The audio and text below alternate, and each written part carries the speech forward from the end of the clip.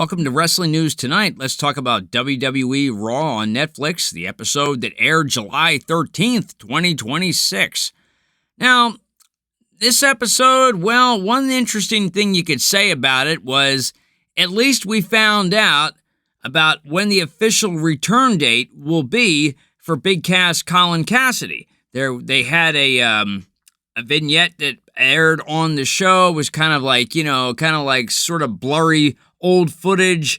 Now, they showed Big Cass on there, and they said that he would be returning on the episode of WWE Raw that airs right after SummerSlam on August the 3rd. Now, unfortunately, it didn't say anything about Enzo Amore specifically, although, there had been rumors that WWE wanted to reunite Enzo Amore and Big Cass together as a tag team, so we'll see how all that plays out.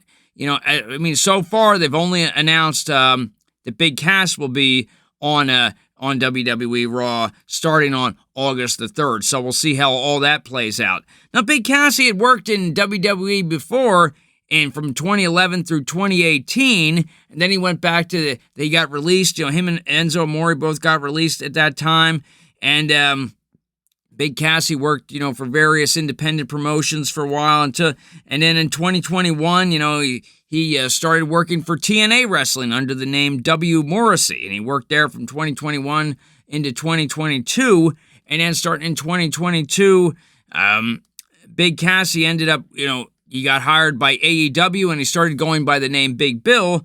And then recently, there had been news reports that, Big Cass gave his notice that he was going to be quitting AEW. He didn't want to renew when his contract expired. So we'll see how all that works out now that we know he's officially confirmed to be rehired for WWE. And we'll see how all that goes. And whereas there's other names that are rumored to start in WWE this summer, possibly Mike Santana, whose contract just ran out in mid-July. So there you have it. So he may end up starting in WWE's trying to get a hold of him to get him to move from TNA to WWE.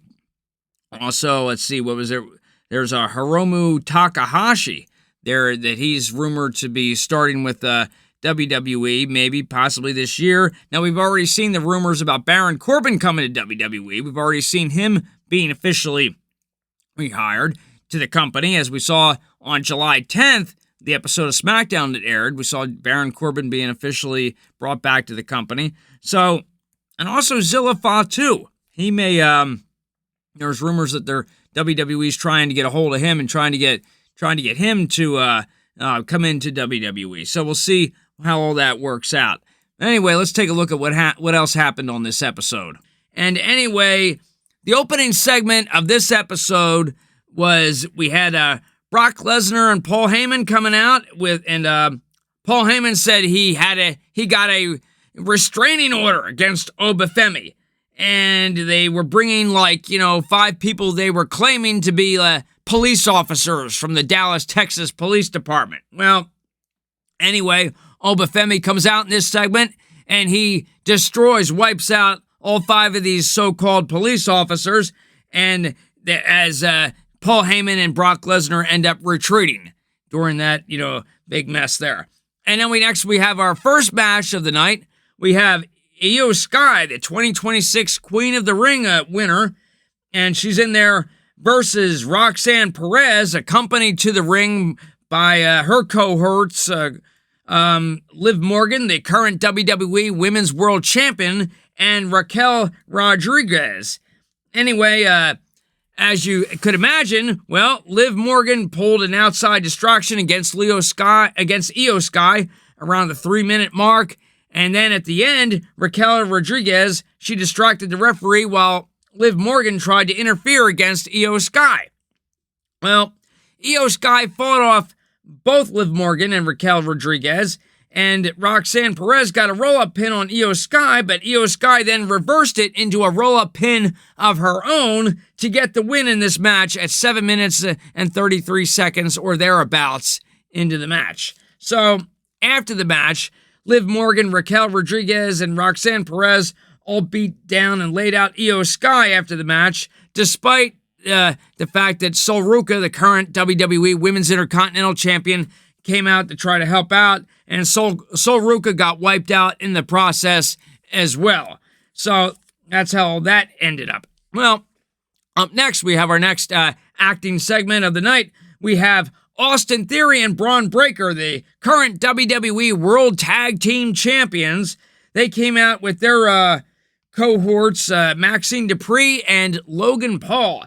And Austin Theory and Braun Breaker, they wanted to come out to brag about how they regained the WWE World Tag Team Championships, albeit it was in a very dishonest, crummy, underhanded way. So it's like, they don't really look like really, truly legit champions, if you ask me. And anyway, at this point, like Akira Tozawa and Otis Dosovic, they came out to say how upset they were that Maxine Dupree, left them to go with Austin Theory. Otis Dosovic, he acted like, he acted like, he was trying to say, but he felt kind of shy about saying it. I mean, he started acting like he was going to tell Maxine Dupree that he was disappointed that she left him and Akira Tozawa because, he actually had feelings for her. And then at this point, Akira Tozawa and Otis Dosovic, they ended up having to, fight off an attack by Braun Breaker and Austin Theory. And it got to the point where Otis Dosovic, he was beating down both Braun Breaker and Austin Theory until Maxine Dupree ended up suckering him in, and, he got him to drop his defenses. And as soon as he backed off, Austin Theory ended up laying into Otis Dosovic with a low blow there. And at that point, you had, Austin Theory, Braun Breaker, and even Maxine Dupree, they're all relentlessly insulting and attacking Otis Dosovic at that point there. And that's all that, that segment ended. So there you have it. And, up next, Michael Cole announced that WWE Survivor Series War Games would take place on Saturday, November 28th, 2026 in Houston, Texas, and tickets will go on sale soon on August the 7th. And they also talked about they might they'll have a pre-sale on that Club WWE thing, which is costing people $99 a year or around $88.25 a month. If they want that, I mean, I don't know. I haven't seen any reason for why I would want to spend $99 for this Club WWE thing, so I'm going to pass on it unless they have something really interesting on there. But from what I've seen, I don't see anything on there that would make me want to join Club WWE, especially for $99 a year. To hell with that. And I'm sure if you don't take the yearly payment, you probably pay even more to have this thing per month, So I'm going to pass. Anyway, match 2 on WWE Raw this week. We have an impromptu match. We have Jimmy Uso versus Royce Keys. Now, this is it's basically a rematch because we saw these two wrestling each other on SmackDown just a few days ago. And anyway, on today's show, we have, they're talking about how, Royce Keys, he's been friends with Jacob Fatu for 14 years because when he was training to be a wrestler, he was trained by Rikishi Fatu, who is Jacob Fatu's father. That's how they knew each other so well. Well, and then in this match here, Jacob Fatu, then he comes out and he attacks Royce Keys, which led to the referee throwing out the whole match. And it was only 3 minutes and 46 seconds in when the whole match got thrown out. Then Solo Sikoa came out and he got Jacob Fatu to stop attacking Royce Keys. Because, it seems like, Royce Keys, he's also friends with Solo Sikoa. So, anyway, Solo Sikoa, he gets Royce Keys to... Solo Sikoa gets Jacob Fatu to back off there by saying he's willing to join the Bloodline, But it was all a ruse as soon as, say, Jimmy Uso and Solo Sikoa and Jacob Fatu, they all did, the sign. They all hold up the finger, to say they're the number one, There, as soon as they did that, Solo Sikoa, he ended up giving the Samoa spike to Jimmy Uso. He started attacking him, and next thing you know, LA Knight comes out with a steel chair, and LA Knight is just beating the hell out of Jacob Fatu with a steel chair. Then LA Knight proposes that they, at SummerSlam, he's proposing a 6-man tag team match where he, Solo Sikoa, and also, and what should we call it? Him and Royce Keys all go up against Jacob Fatu, Jey Uso, and Jimmy Uso. So we'll see if that match gets made official, which most likely it will. And up next, here's an interesting segment. I think it looks like Paul Heyman may be quitting the faction known as The Vision. Here we have out here, Paul Heyman, he walks out, the Vision are gathered together. We have Austin Theory and Braun Breaker, the current tag team champions on Raw, along with Maxine Dupree and Logan Paul. Paul Heyman comes out, and, Austin Theory, says to Paul Heyman, and, recently, last few weeks, Paul Heyman's been giving Austin Theory a big attitude and everything. And Austin Theory says to Paul Heyman, so everything's good. So we're all united together, and everything's good then, right? And Paul Heyman, his response to that is like, well, it seems like Maxine Dupree, she did such a brilliant job tonight. It looks like apparently you don't need me anymore. And then Paul Heyman just stormed out and walked out and everything. So it really looked like in that storyline, Paul Heyman is he's left, the faction known as The Vision. He's done with them, maybe for right now anyway. He's just going to stay aligned with Brock Lesnar. So we'll see how all that works out. And in our next segment, we have General Manager of Raw, Adam Pearce. He talks to Obafemi about what happened earlier on tonight, where he says, okay, Obafemi, if in case you were worried about it, I'd wanted to let you know that you're not in legal trouble for what you did as far as attacking those quote-unquote 5 police officers or anything like that, because, well, anyway, Paul Heyman, he had a phony restraining order that, it wasn't legitimate in a court of law, and those were actually all phony police officers that you attacked. So don't worry about being in any legal trouble for that, for how you wiped out those 5 guys that were pretending to be police officers, because they really weren't, So anyway, in the next segment here, we have this next segment sets up another match for Saturday night's main event coming up later this week on July 18th. We have Bayley asks Lyra Valkyria to come out to the ring to confront her. Bayley announced that she talked to General Manager Adam Pearce, and that it's official, Bayley will go up against Lyra Valkyria at Saturday night's main event on July 18th, 2026. And then after this, Lyra Valkyria, she then attacks and lays out Bayley. And up next, they end up plugging the WWE Unreal Season 3, how that's starting on Tuesday, July 21st this year. And well, I'm sorry, I'm just not really interested in this. It's basically a fake reality show that's about a fake show, so it's like, not really interested at this point. But up next, let's see, what do they have? They had this was match 3 of this show, and this here, we have a 7-man Intercontinental Championship #1 contenders gauntlet match, where the winner will face the current Intercontinental Champion, Penta, at SummerSlam.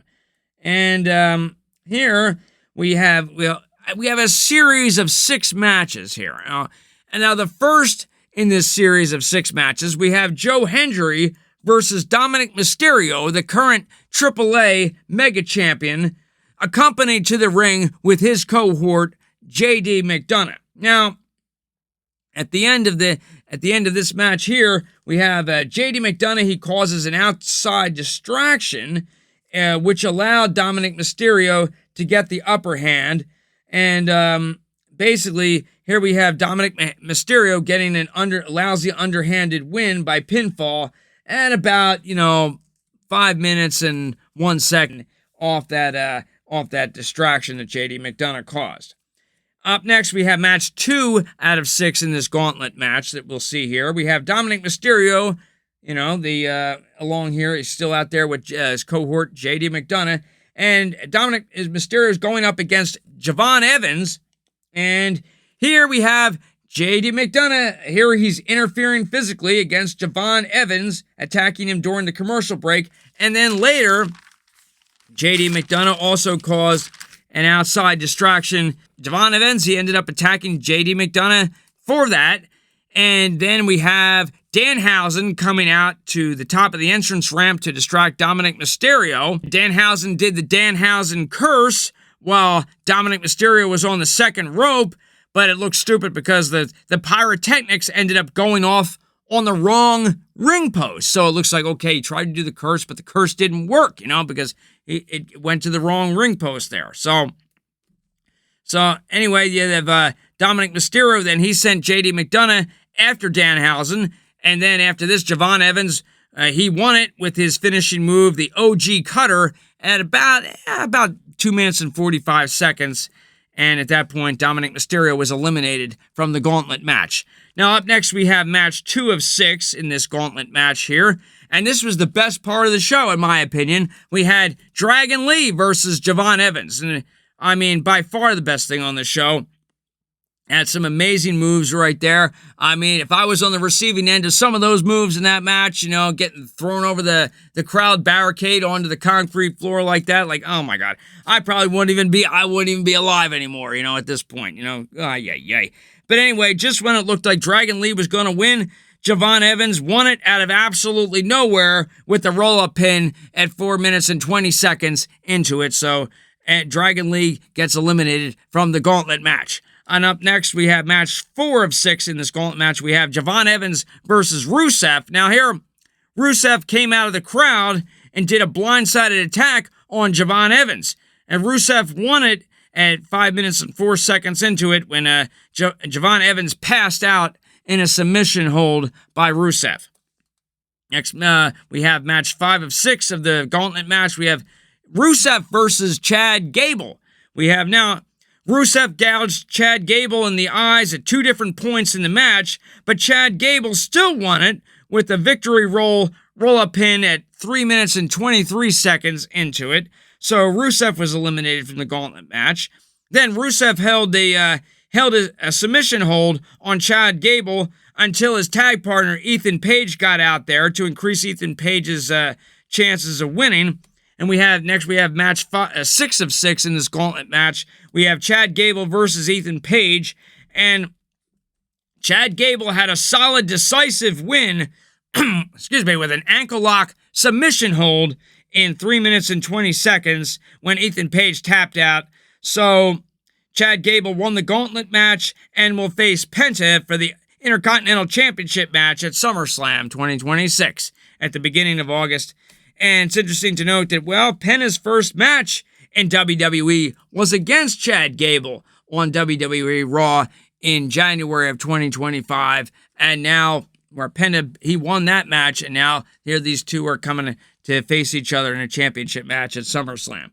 Next, we have a rundown of what matches they're going to have on Saturday night's main event later on this week on Saturday, July 18th at Madison Square Garden. They talked about they're going to have a tag team match involving Cody Rhodes and CM Punk, the undisputed WWE champion, versus Sami Zayn and Gunther. Another match they announced for Saturday's main event is Bayley versus Lyra Valkyria, like we were talking about earlier. Also, there'll be a WWE Women's Tag Team Championship match where Lainey Reed and Fallon Henley of the faction Fatal Influence, accompanied to the ring with their cohort JC Jane. They'll face Paige and Brie Bella, the current WWE Women's Tag Team Champions, for the championships there. And also there'll be what has been turned into a no disqualification match. It'll be a match with JD McDonough versus Danhausen. So we'll see how all that works out. And let's see here. They also said for Saturday night's main event that Roman Reigns, the current WWE World Heavyweight Champion, will be out there with the 2026 NBA champion for the New York Knicks, Jalen Brunson, rather, the NBA Finals MVP. So they'll be doing something together on the show as well. And let's see. Also, up next, we have our segment with General Manager Adam Pearce. He does a contract signing for the WWE World Heavyweight Championship match at SummerSlam involving the challenger Seth Rollins and current champion Roman Reigns. Now, Seth Rollins, he ends up just walking out after the signing the contract, but Roman Reigns, he got him to come back by insulting him, saying, so, assuming you do win, so what happens next? Are you going to just, end up getting injured in a couple of months again and being out for a long amount of time? Because it seems like that's what always happens with you. I mean, and then ultimately Seth Rollins, he started attacking Roman Reigns, and Rollins got the best of the whole fight that went on after that, with Rollins laying out Roman Reigns with a pedigree and a curb stomp to end the show. We had our usual announcers for Raw, Michael Cole and Corey Graves, so I think at this point, that's all I can really think about that, is really worth mentioning for this right now. So I'll say I will see you on the next video. Take care, and thanks for watching.